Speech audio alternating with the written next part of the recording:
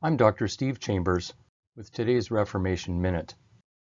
Luther was hardly buried when a Nuremberg printer flooded the market with this pamphlet honoring the venerable Dr. Martin Luther. So much was Luther missed that artists spent most of the next century churning out portraits that more or less resembled the ones that had been made during his lifetime.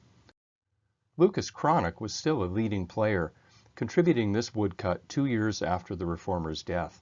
Because Cranach himself was 76 years old at this point, his assistants did most of the work.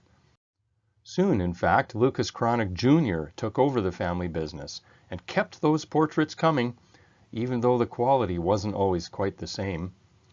Some of the images drifted a long way from the originals that were painted when Luther was alive. In fact, an idealized portrait of what people thought Luther should have looked like sometimes took over. If you didn't know that this British portrait was supposed to be Luther, you might not even have guessed. The same is true of this engraving in the style of the Flemish artist Hendrik Hondius.